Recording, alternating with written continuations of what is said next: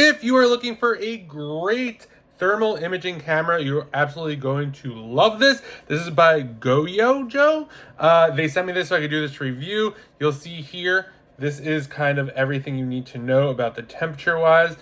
Really like this a lot. This is what the front looks like. We even have this nice closable lens right here. Comes with this awesome carrying case right here. You can either strap it right here, or it also comes with a little strap, so you could connect it to here and just throw it over your shoulder. Also comes with a charger as well. You also have this button right here, so this is going to select the images for you.